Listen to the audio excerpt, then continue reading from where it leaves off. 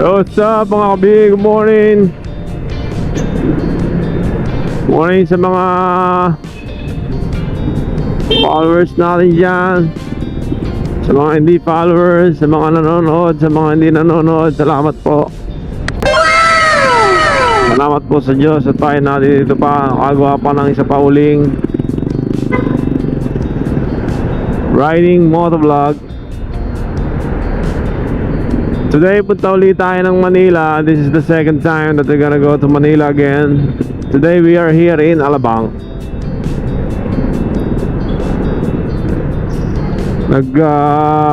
Teleport na tayo kanina kasi sa kadahilan ng pag hindi ka nag-teleport hindi ka makakalis. I mean, pag hindi ka nag-teleport, maubos yung battery natin pala. Lalos na si Iken. Yesterday, nung nag-i-edit ako, grabe, ang hirap pala mag-edit ng dalawang camera. Kailangan talaga simultaneous mo silang mahuli. Kasi pag hindi sila sabay, walang magiging effect yung two camera mo.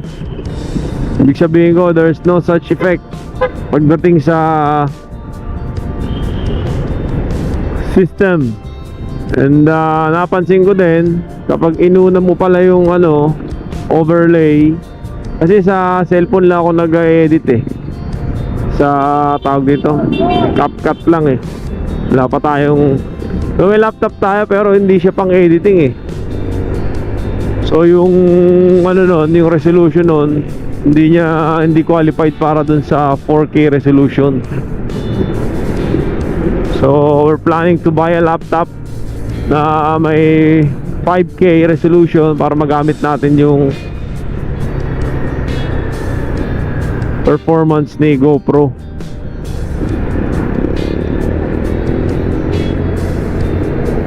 Then today kaya tayo luluwas kasi balik tayo sa medical for our PPD skin test. And after nun, punta naman tayo sa dentist. They're gonna fix the banks, yung mga dapat nating ayusin. Actually, 3 lang naman na ayusin natin ngayon pero gusto ko matapos siya ng maaga para makauwi rin tayo ng maaga mga kabi. Then update sa motor, okay naman siya ngayon. Wala na siyang problema. Hindi ko nararamdaman na meron siyang konting stress. So okay ang takbo niya, very good. Walang problema. Approaching Bigutan tayo. Maybe later after ng mga task natin, we're gonna go to our friend Raymond to double check our motorcycle mga kabi. Again, shoutout ko lang yung mga followers natin dyan sa Facebook especially, kasi talagang sobrang salamat sa inyo mga kabi, dahil going to 1K subscriber na tayo. So alam ko mababa pa yun, pero ngayon pala nagpapasalamat na ako sa inyo dahil sa kabutihan ninyong kabutihan ninyong pag-follow sa akin. Ay, salamat po mga kabi. Love. Ulis tayo sa bahay, almost 7 33 minutes pa lang tayong nabiyahe. And I hope na walang traffic na dyan pagdating dyan sa taas dyan, para tuloy-tuloy lang tayo mga kabi. Balikan ko kayo mga kabi. Drive muna tayo. Dito na tayo, sa Manila na tayo mga kabi. Time check is 8:13. Kanina nung huling stop natin was 7:33. And mabilis naman yung naging outcome ng biyahe natin. From dun sa Alabang hanggang nakarating tayo ng Manila, almost 40 minutes. Bagal lang ako kasi malubak.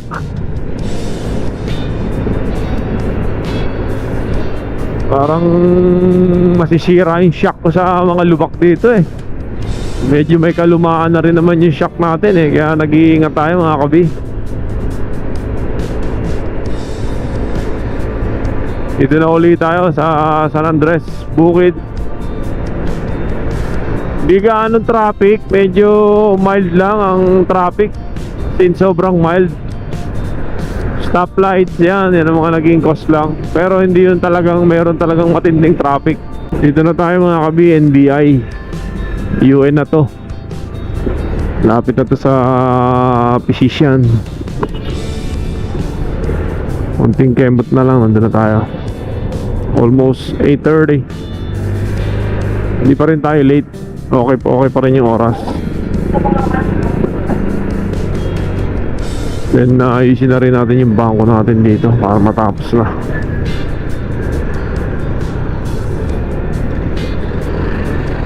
Siguro kaya wala na ganong traffic dahil wala nang pasok. Syempre lalos na yung mga estudyante,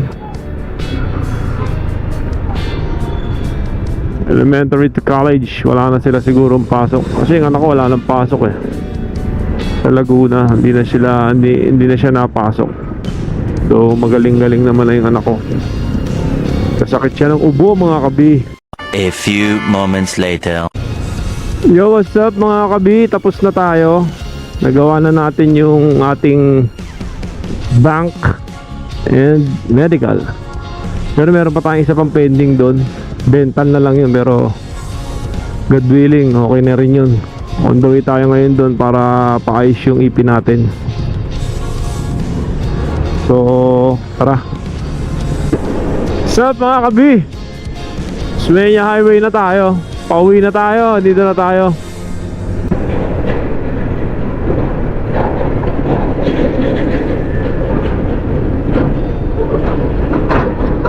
Laki ng mga truck ngayon. Wala na ang gaano ngayong traffic.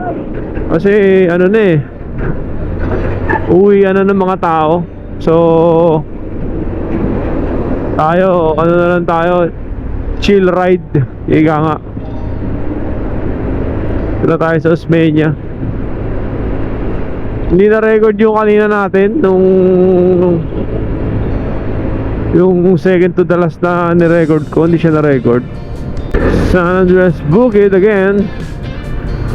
Sana dito tuloy-tuloy, wala nang traffic. And maganda panahon. Di mainit. Dapat ganyan lang mga kabi. Let's go. So ayun, natapos na tayo sa ating nilalakad, sa ating mga lakarin.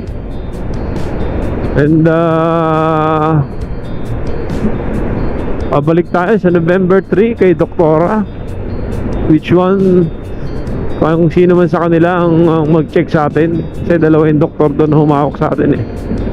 I forgot the name of the guy, yung lalaki. Pero si Doktora naalala ko kasi nakakausap ko din siya. So shout out sa iyo Doc Christine. Salamat sa pag tira ng ipin natin. Hanggang ngayon gimay pa. Dito na tayo sa Osmeña Highway.